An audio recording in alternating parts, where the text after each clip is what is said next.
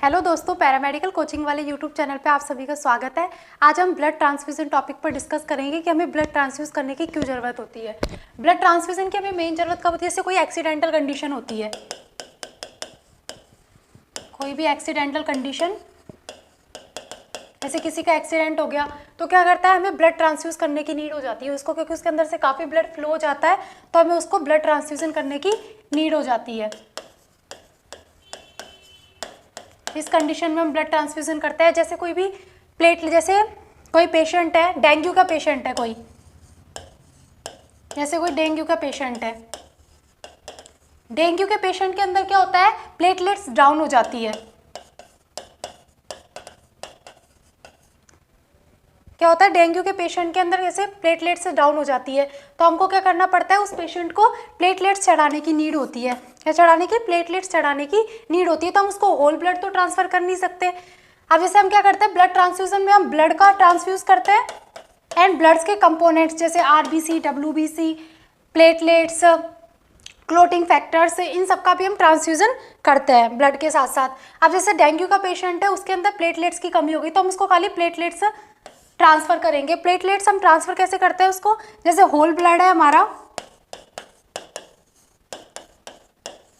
Whole blood के अंदर हमारे RBC, WBC सब कुछ आ जाता है। अब इस होल ब्लड से हम क्या करते हैं, इसको प्लेटलेट्स को सेपरेट करते हैं। क्या करते हैं हम? सेपरेट करते हैं। और सेपरेट करने के लिए हम क्या करते हैं, इसका सेंट्रीफ्यूज करते हैं। इसको सेंट्रीफ्यूज मशीन में इसका सेपरेशन करते हैं हम, और उसके बाद हम क्या करते हैं, प्लेटलेट्स को उस पेशेंट को चढ़ा देते हैं। इस तरीके से हमको ब्लड ट्रांसफ्यूजन करने की नीड आ जाती है। हम ब्लड ट्रांसफ्यूजन में हम ब्लड का ट्रांसफ्यूजन कर सकते हैं, ब्लड के कंपोनेंट्स का भी ट्रांसफर कर सकते हैं। अब हम इसको इसमें देखते हैं एक बार थ्योरी बार। Blood transfusion is the transfusion of whole bloods and it और its components such as plasma और blood cells from one person to another person. Blood transfusion कैसे होता है? एक पर्सन से दूसरे पर्सन में, जैसे डोनर, कोई देने वाला, डोनर मीन्स, और रेसिपिएंट जिसको हम ब्लड दे रहे हैं। One person to another person में हम क्या करते हैं, ब्लड का ट्रांसफ्यूजन करते हैं। एक पर्सन से दूसरे पर्सन में ब्लड का ट्रांसफ्यूजन होता है, या फिर उसके कंपोनेंट्स का ट्रांसफर होता है ब्लड का, जैसे कि सच एज कौन से, प्लाज्मा, रेड सेल्स, उसी को हम क्या बोलते हैं, ब्लड ट्रांसफ्यूजन कहते हैं। ब्लड प्रोडक्ट्स कौन कौन से होते हैं? Whole blood, complete blood, RBC, red cell corpuscle, platelets, FFP, इस टाइप के ये कुछ ब्लड प्रोडक्ट्स होते हैं हमारे। Indication of a blood transfusion, हमें क्या कारण होता है ब्लड ट्रांसफ्यूजन करने के? Restoration of O2 carrying capacity. क्या होता है, जब O2 की कैरिंग, ऑक्सीजन की कैरिंग कैपेसिटी कम हो जाती है, उस कंडीशन में हम क्या करते हैं, ब्लड ट्रांसफ्यूजन करते हैं। और O2 की कैरिंग कैपेसिटी कम क्यों हो जाती है? जैसे हीमोग्लोबिन जब बॉडी के अंदर कम हो जाता है तो O2 की कैरिंग कैपेसिटी भी कम हो जाती है, तो उस कंडीशन में हम क्या करते हैं, पेशेंट को हीमोग्लोबिन ट्रांसफ्यूज करते हैं। मेंटेन ब्लड वॉल्यूम, ब्लड का वॉल्यूम, जैसे कोई भी एक्सीडेंटल कंडीशन है, एक्सीडेंटल कंडीशन के अंदर ब्लड की कमी आ जाती है, तो ब्लड का वॉल्यूम मेंटेन करने के लिए हम क्या करते हैं, ब्लड ट्रांसफ्यूजन करते हैं। Maintain homeostasis, severe anaemia, lowered immunity. Severe anaemia, जैसे कि एनीमिया की कमी हो जाती है। एनीमिया की कमी क्यों होती है? जब बॉडी के अंदर हीमोग्लोबिन इनकी कमी हो जाती है, तो उस टाइम भी हम क्या करते हैं, RBC, हीमोग्लोबिन की कमी आ जाएगी तो हम ब्लड ट्रांसफ्यूज करेंगे। मेंटेन हीमोस्टेटिस, हीमोस्टेटिस में क्या होता है, हमारी बॉडी के अंदर से कोई क्लोटिंग फैक्टर होता है, क्लोटिंग फैक्टर की कमी आ जाती है, तो उसको मेंटेन करने के लिए क्या करते हैं हम, पेशेंट को क्लोटिंग फैक्टर ट्रांसफ्यूज करते हैं। एंड लोअर्ड इम्यूनिटी, और बॉडी के अंदर अगर इम्यूनिटी की कमी हो जाती है, उस कंडीशन में भी पेशेंट को ब्लड का ट्रांसफ्यूज करने की नीड हो जाती है। General instruction of blood, blood transfuse करने के जनरल इंस्ट्रक्शंस क्या होता है?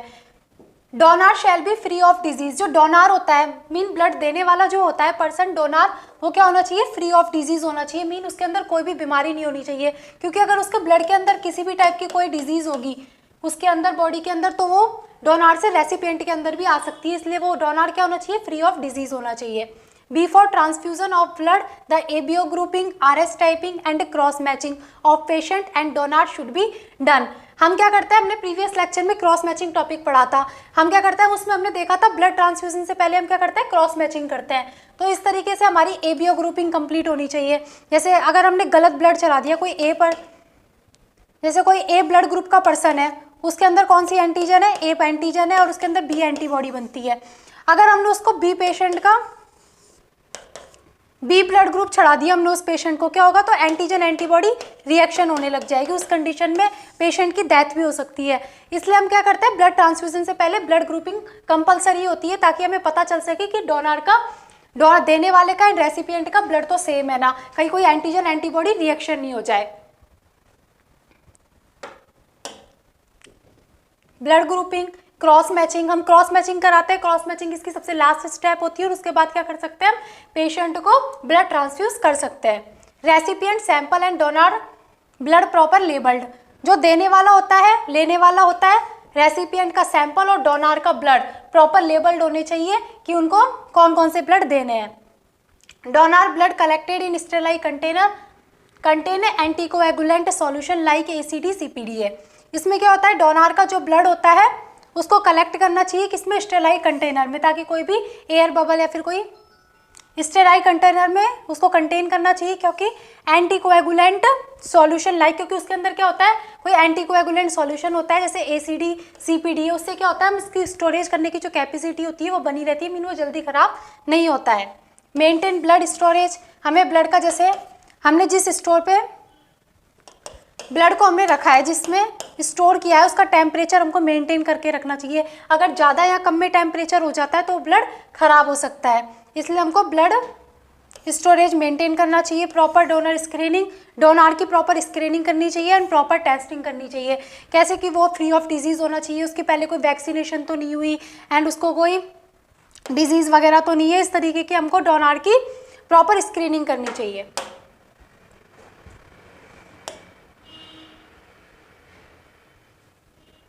ट्रांसफ्यूजन रिएक्शन, ट्रांसफ्यूजन रिएक्शन होती क्या है, अभी तो हमने ब्लड ट्रांसफ्यूजन देखा था कि ब्लड ट्रांसफ्यूजन क्या होता है और किसको हम ब्लड ट्रांसफ्यूज करते हैं। ब्लड ट्रांसफ्यूजन रिएक्शन क्या होती है, ब्लड ट्रांसफ्यूजन रिएक्शन के अंदर क्या होता है कि हम जब पेशेंट को ब्लड ट्रांसफ्यूज करते रहते हैं तो उस कंडीशन में क्या होती है, पेशेंट को ब्लड ट्रांसफ्यूज करने से पहले या करने के बाद में कोई भी अनफेवरेबल क्या हो सकती है, कंडीशन हो सकती है। उसके अंदर क्या होता है, उसको हार्मफुल कंडीशन हो सकती है जिसके अंदर उसको प्रॉब्लम्स क्रिएट हो सकती है, ट्रांसफ्यूजन रिएक्शंस हो सकती है, जैसे कि any unfavourable and harmful transfusion related event occurring in the patient during और आफ्टर ट्रांसफ्यूजन ऑफ ब्लड और it's component is called transfusion reaction. यानी कि पेशेंट को ब्लड ट्रांसफ्यूज करने से पहले या करने के बाद में कोई भी हार्मफुल कंडीशन हो सकती है, उसी को क्या बोलते हैं, हम ट्रांसफ्यूजन रिएक्शन बोलते हैं। कॉज ऑफ ट्रांसफ्यूजन रिएक्शन, कारण क्या होता है ट्रांसफ्यूजन रिएक्शन होने के, जैसे कि इनएडिक्यूट लेबलिंग, जैसे हमने लेबलिंग में गलती कर दी, जैसे डोनर की लेबलिंग, डोनर और पेशेंट दोनों के जो ब्लड है उनकी लेबलिंग होती है तो उसमें ब्लड गलत छट जाता है, उस कंडीशन में भी हो सकता है ट्रांसफ्यूजन रिएक्शन हो सकती है। रॉन्ग ब्लड इशूड, गलत ब्लड छट जाना। Error in blood grouping and cross match, blood grouping करते टाइम और क्रॉस मैच करते टाइम कोई गलती हो जाना, एरर हो जाना। ब्लड कंटामिनेशन, ब्लड का कंटामिनेशन हो जाना। स्टोरेज एरर, कि हमने गलत टेम्परेचर पर ब्लड को स्टोर कर दिया, उस कंडीशन में ट्रांसफ्यूजन रिएक्शन हो सकती है। इनकरेक्ट इंटरप्रिएशन, इनकरेक्ट इंटरप्रिएशन, इन कंडीशन में क्या हो सकती है, ट्रांसफ्यूजन रिएक्शन हो सकती है। Types of transfusion reaction, transfusion reaction कितने टाइप की होती है, इम्यूनी मेडिएटेड और नॉन इम्यूनी मेडिएटेड, दो टाइप की ट्रांसफ्यूजन रिएक्शन होती है। इम्यूनी मेडिएट ट्रांसफ्यूजन रिएक्शन के अंदर तो क्या होता है, इसमें हमारा जो इम्यूनी सिस्टम होता है वो एक्टिवेट होता है, एंड नॉन इम्यूनी मेडिएटेड में क्या होता है, हमारा जो इम्यूनी सिस्टम होता है वो एक्टिवेट नहीं होता है। इम्यूनी मेडिएट ट्रांसफ्यूजन रिएक्शन जो होती है वो दो टाइप्स की होती है, haemolytic transfusion reaction and non haemolytic transfusion reaction. और नॉन हीमोलाइटिक एंड हीमोलाइटिक दोनों ट्रांसफ्यूजन रिएक्शन जो होती है वो इमीडिएट हीमोलाइटिक ट्रांसफ्यूजन रिएक्शन भी होती है और डिलेड भी होती है। नॉन हीमोलाइटिक में भी यही होता है, ये इमीडिएट भी होती है एंड डिलेड भी होती है, और नॉन इम्यूनी मेडिएट में भी इमीडिएट एंड डिलेड होती है। Haemolytic transfusion reaction, haemolytic transfusion reaction जो होती है वो मोस्टली जो होती है वो बहुत रेयर कंडीशंस में होती है, नॉर्मली इतनी नहीं होती है हीमोलाइटिक ट्रांसफ्यूजन रिएक्शन। इसमें फर्स्ट आती है इमीडिएट और इंट्रावेस्कुलर, ठीक है। इमीडिएट मतलब ये जल्दी होती है ट्रांसफ्यूजन रिएक्शन, और इंट्रावेस्कुलर हम इसको क्यों बोलते हैं, क्योंकि हमारे सर्कुलेटरी सिस्टम में होती है। The haemolysis of red cell take place within the circulatory system, इसमें क्या होता है, रेड सेल का हीमोलाइसिस होने लग जाता है किसके अंदर, हमारे सर्कुलेटरी सिस्टम में। हीमोलाइसिस अगर विद इन 24 आवर्स, जो ये होती है हीमोलाइसिस इसका 24 आवर के अंदर अंदर हो जाता है, इसलिए इसको हम क्या बोलते हैं, इमीडिएट ट्रांसफ्यूजन रिएक्शन बोलते हैं। The reaction due to IgM antibody, इसमें कौन सी एंटीबॉडी एक्टिवेट होती है, IgM antibody. Sign and symptoms, इसके साइन एंड सिम्टम्स कौन कौन से होते हैं, जैसे fever, haemoglobinuria, pain at transfusion, fever हो जाता है, हमारे बॉडी का टेम्परेचर बढ़ जाता है, हीमोग्लोबिनूरिया मीन हमारे यूरिन जो होता है, यूरिन में से क्या होता है, हीमोग्लोबिन पास आउट होने लग जाता है इस कंडीशन के अंदर। एंड पेन एट ट्रांसफ्यूजन, और ब्लड ट्रांसफ्यूजन जिस टाइम कर रहे होते हैं उस टाइम क्या होता है, ट्रांसफ्यूजन में पेन होने लग जाता है, मीन दर्द होने लग जाता है, पेन होने लग जाता है।